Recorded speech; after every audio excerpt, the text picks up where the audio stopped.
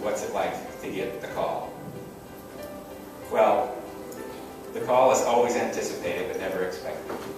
Fortunately for me, I waited only 8 months after being put on dialysis before I got the call. I was so shocked that I said no. I had the same reaction after I said no. But there is a reason I said no. Though I was very physically prepared, I knew I wasn't emotionally ready.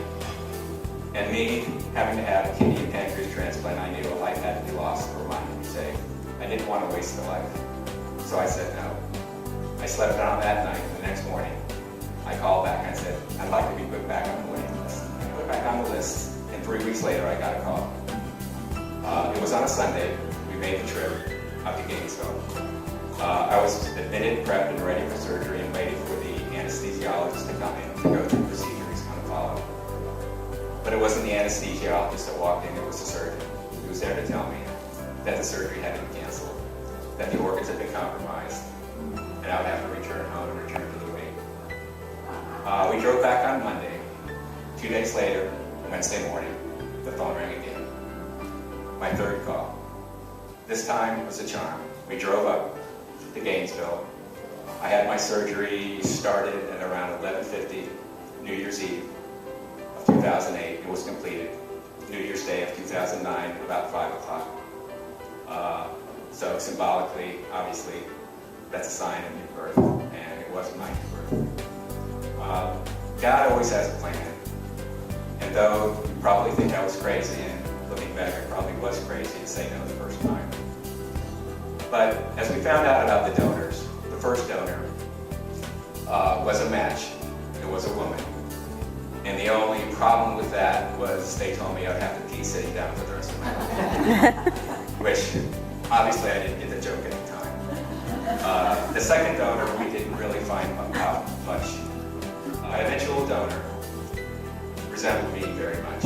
He had blonde hair, blue eyes. He was about my height, 5'10", about 160 pounds. And the doctors were very pleased that it was such a close physical match.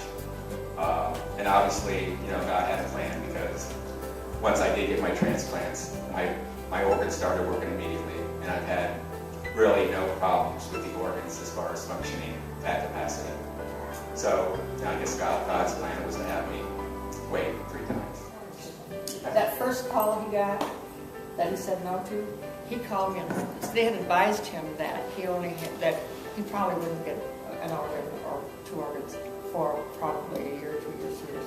Well, he called me on the phone and said, Mom, guess who I just heard from? And I couldn't guess, and he said, Chance, and he said, they've got an organ for me, they have 2 organs for me, and I said, well, how soon do you have to let them know? He said, 10 minutes. I said, 10 minutes. Well, they tell you when you go up there, when you get put on the list, you have to have a bag packed. Yeah. Now, we had the bag packed the first time.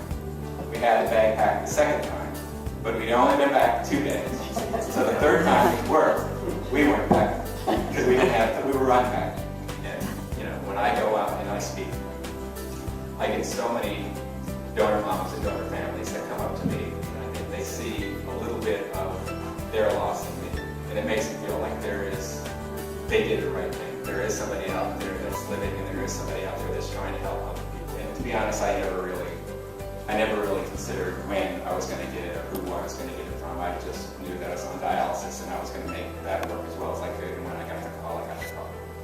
So what's the best thing we can do from our point of view beyond the donation list as far as our driver's license goes? Well, that's the best thing. I mean, that's the immediate thing. Yeah. And you'd be surprised, and also get out in the community and talk about it with people.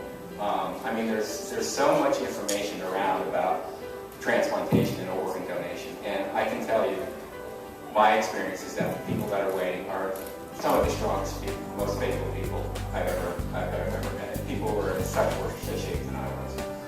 The other thing that I can tell you is that, unlike a lot of other serious diseases, such as cancer and things that are very, very life-threatening, where medication really is your prime treatment, medication alone. In transplantation and organ donation, it's one of the few instances that every case has an incredible story.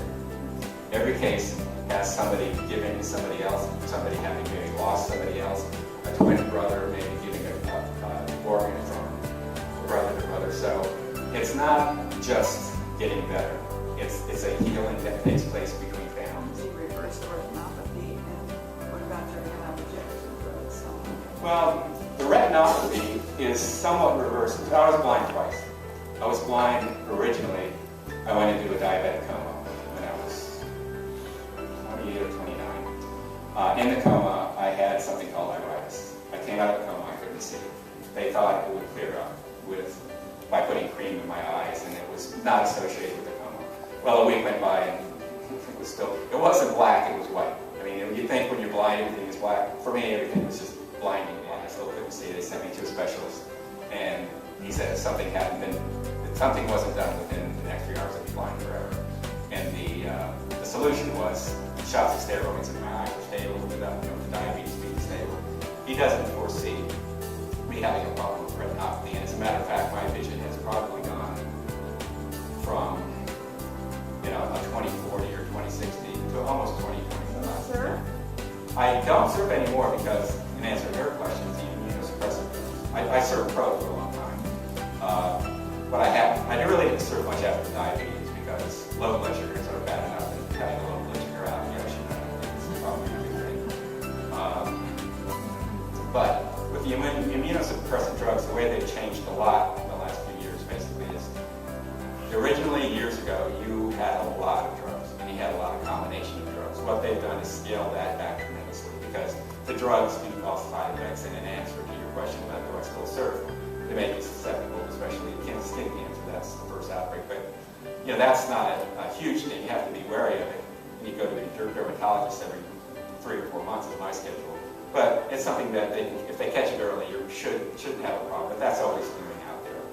But that's just part of the price. I mean, I can tell you that it's a give and take with everything. And I had an insulin pump on when I was diabetic, and I had 3 days a week in dialysis, and all of that combined to taking what I take now, 5 pills a day, totally 5 pills a day, and not have any of that and have freedom of my time is a great trade. And I do long term. When I was diagnosed with diabetes as the years went on, and I was kind of reading and educating myself about possible future complications, I started preparing myself for the worst. I thought, well, if I keep my body in shape and my kidneys stay up, at least I'm giving them and building a better patient for them, being as active as I was. I mean, I would run 20 miles and go to dialysis. And they compared dialysis, and that was 7 days a week. Then they compared dialysis to running marathon. I still run 20 miles a day. I mean, that's something I've done for 35 years. So if somebody has a calculator, 20 miles a day, I'd like to know how many times I've been around the world. Doesn't cost the donor anything to donate? No. Insurance covers the donors. As a matter of fact, years ago, 20, 30 years ago, to be a donor, a kidney donor, it was big surgery. They actually had to take out a couple of your ribs, so it was big surgery.